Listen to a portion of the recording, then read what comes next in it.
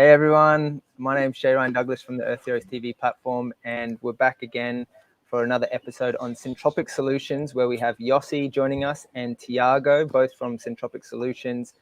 And we're really excited to unpack where did Syntropy come from. Both of these gentlemen are going to share their experience, their knowledge, and their wisdom that they've had firsthand through their life experience, their life energy, putting into this passion of theirs of regenerating the planet through implementing these systems for a paradigm shift in the way that we do agriculture, in the way that we grow food, in the way that we regenerate the earth. So it's a really exciting conversation. And I want to encourage you, if you love this topic and you love this information, you want to learn more and you want to go deeper and you want to work with these gentlemen one-on-one, I highly encourage to check out their mentorship program, which is coming up in just a few weeks. Check out the link in the description. You can get more information, visit their website, and I would recommend to jump on that as soon as possible. And if you like this video, please share it amongst your friends who might find value in it. Otherwise, let's just jump straight into it. Let's start with you, Thiago. I'm really keen to learn, where you first discovered this idea of Syntropy and what was the catalyst for your journey to dive on down this rabbit hole and explore, this passion that you share so invigoratingly with the world. You've been on this journey now for some years, and I'm really excited to hear, where did it start? Okay, my journey started in 2012, 2013. I live in Australia, and I decided to learn more about where my food that I was eating was coming from. Where I live here in Australia, in the region of Byron Bay, northern New South Wales, it's very common to find organic food, but I wanted to learn more, and that call came from inside, And in my searches, I went to a lot of permaculture communities, a lot of permaculture gardens, a lot of organic farms, a lot of biodynamic farms. And I've been telling everyone that I want to grow my own food, and I hire someone to come and help me to plant in my backyard. And then I saw this video of this Swiss German that at the time was living in Brazil, named Ernest Gutsch. And at the time, he was like, I would say 70 or 67 years old, 63, 64 years old. Yeah. And when I saw his video, man, I got goosebumps, like my arms. I could feel in my cells that that's what I wanted to learn. And at that time, I haven't been back to Brazil for a few years. So I didn't even think, just bought my ticket and went to Brazil to learn. When I got there, what I could see was something that I've never seen anywhere else before. Even some of the agroforestry or food forests that I've seen here in Australia, and it wasn't anything like that. So much food, like food coming out of our ears, food like from vegetables to jackfruits and many stages of that forest.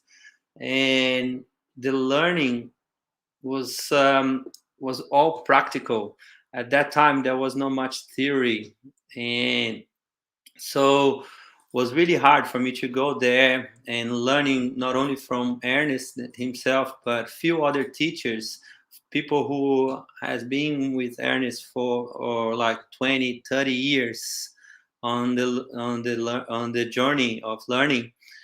And so 2000, I think that I went to Brazil in 2015, 2014, 2015.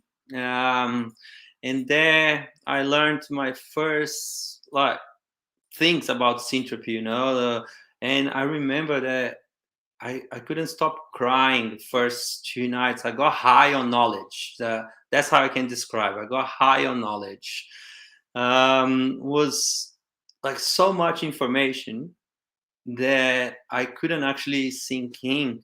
So the story about Syntropy, I think that, so basically I went to Brazil, I learned, and then I came back to Australia to start practicing and sharing this with friends. And that's when I actually met Yossi. I met Yossi just a few years after my first trip to Brazil, and I was already thinking and talking about teaching. And he was actually at the time living in a community close by, and I started sharing a little bit of what I have learned. And at that time, I was going back and forth to Brazil or from Brazil every 6 months or every 5 months, spending 2 or 3 months at a time. And in that journey, I got to meet many projects, not only where Ernest was working, but where other students of Ernest have applied this technique. And in many different climates of Brazil. So in Brazil is so big, like Australia, like America. So we have so many different climates and rainfall, and so diverse. So I got to experience all these beautiful systems that have been implemented in many scales, from backyard gardens to a couple of hectares at the time. And yeah, so that's how I came across syntropic farming or syntropic agroforestry. And then I decided to share that in Australia with friends. And then, but basically, before I start talking about all my journey here, it would be really good to explain a little bit about Ernest and how he started his journey, And I've shared a lot with Yossi, a lot of the learnings we've been, how we say in Brazil, playing soccer, like kicking the ball back and forth. And he asks so many questions, and it's so good because it gets me to think more how to explain. And but before I explain about Ernest, Yossi, do you want to tell us how it was for you when you first came across Syntropic? Yeah. Well, I mean, I moved out of the city life. I definitely felt like I needed to live in community, needed to live more integrated into nature. And what comes to me now to share is I remember first arriving to the community and waking up my first job was to go work in the gardens. This was before syntropic farming was there. They had some other systems in place. And I remember just walking through the fields with a wheelbarrow, going to collect some firewood, and like the sun rising and baby cows around. And I just like, wow, this is paradise. And I just like almost started crying. And yeah, I stayed there, obviously, in this beautiful community in northern New South Wales. And I've always been eating organic food. I've always been I've always been trying to get as natural and organic food as possible. It was always so logical to me. And I spent some time working in the gardens. And like I said, they had different systems in place. And then Thiago came along in the last year that I was there. I was there for 3 years altogether.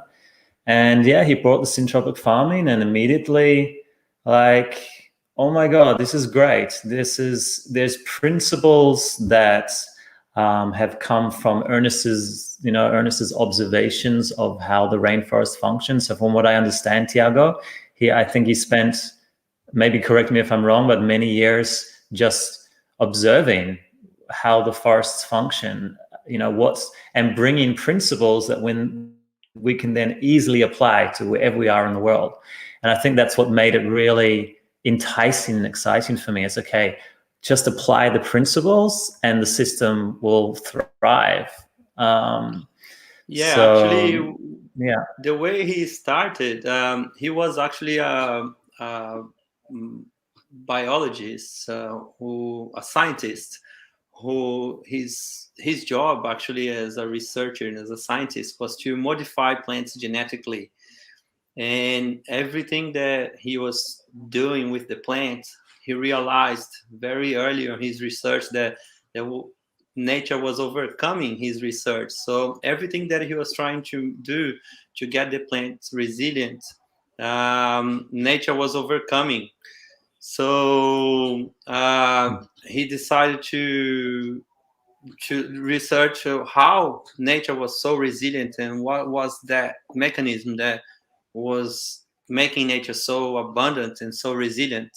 So he decided to observe, as Yossi was saying, what would be. So Yossi, do you want to take over and talk a little bit more? Yeah, I mean, I guess what was exciting for me was, putting some of these principles into action while we were implementing our system. So, making sure the ground is covered, to keep moisture in and not dry out the system. Putting in a system of plants that maximize the photosynthesis of everywhere. The more leaves, the more solar panels are exposed to the sun, the more energy is drawing into the soil and creating life inside the soil. And looking at concepts like stratifying the system, so you're maximizing also the usage of the system and the amount of energy being brought in. And those are just some of the principles. Natural succession, of course, knowing how long some of these plants should stay in the system before the next one comes in and does its piece. And I love to see that, how in nature there's no problem with trees giving themselves, doing their work for the system so that more complex life can come through. I kind of see that with us as humans, with parenting, as parents, we do the job and then, yeah. So what I think that what Ernest could put together was a structure. Actually, he could see that nature was performing in a certain way and actually structure that within principles and practices that could be replicated anywhere around the planet.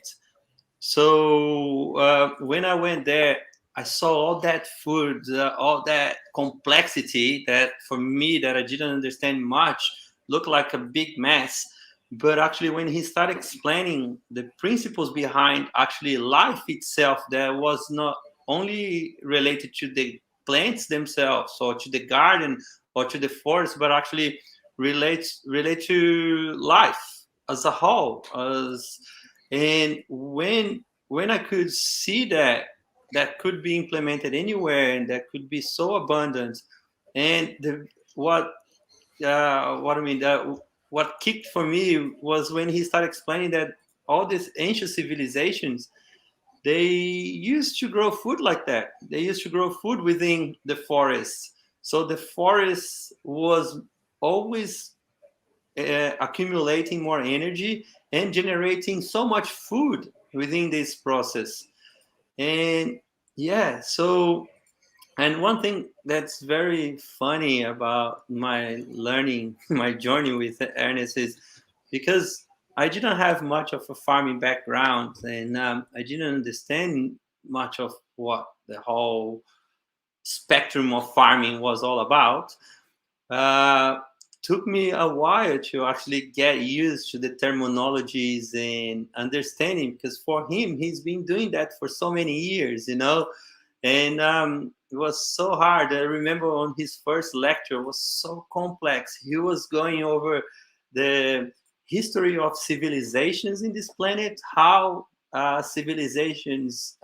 civilizations have been living and eating this planet, and then he went back to how life performs in every level since that time and actually beyond that time within the universe, how every natural law or natural principles is from micro to macro. It's fully related. It's fully, how can I say, it's all part of one thing. So I didn't understand much at once, but my cells, my living being really got it, there is something there. And then when I came back to that community where Yossi was living, I remember we start planting so much, like all together. And on our first 3 months, we start harvesting. There is a picture of Yossi, like laying down on the ground with so much food around him. That's, for me, that's the definition of a happy human living in abundance. Should I try and find that and share it? Well, maybe another time. Yeah. So yeah, that'd be great if you could find that image. pull it up. Yossi, anything else that you want to point about the journey of Ernest Gage? Because Yossi's been researching so much, and he always brings back to me a lot of the foundation. Anything that Ernest has a book, because I've looked for all the material and theoretical material that I could find online and really delved deeply into it. And there's one book that comes to mind, which he talks about his childhood, actually growing up in Switzerland, and talking about how for him and his friends or even his siblings, how they would go out and they would forage and he talked about how he learned from a very young age how to find berries and just how to, and how much fruit and how much food they had as children from the land around them. They weren't wealthy. They didn't have money, actually, but they had so much abundance of food just from the land around them. It seems to be that his parents really knew so much about growing their own food and storing it. And that was really beautiful and inspiring. I'll post the name of the book. Do you know which one I'm talking about, Thiago? I don't remember the name, but a funny story that I remember from that, he said that with 3 years old, his mom gave him 3 square meters for him to plant. And then from there, he was already, her mom gave him seeds, and the whole family was gathering together, and he used to plant. And he's a Swiss German, like his 3 square meters, as he said, was very well planted.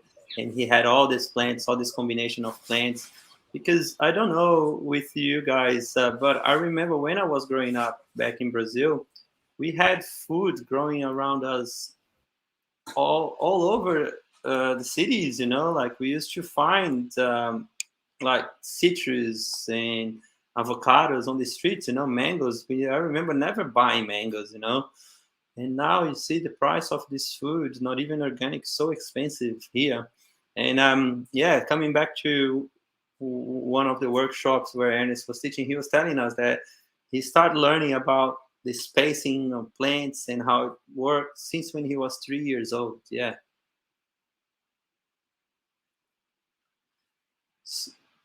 That's so amazing, guys. I love what you have to share.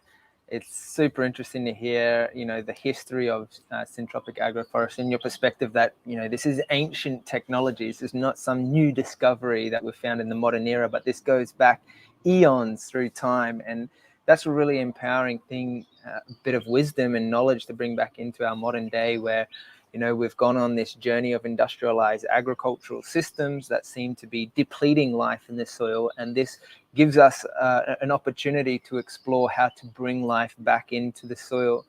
And I'm really excited to explore next week. We're going to do another video where Thiago and Yossi are going to share some examples of syntropic systems that have been put in place and now, as they've said, are providing abundant, beautiful, thriving little ecosystems that have really fully regenerated the land. It's going to be exciting to share that. But before we wrap up today's conversation, gentlemen, is there anything else that you'd like to share, a little gold nugget takeaway on the birthing place or the catalyst of your journey and where Syntropy has come from?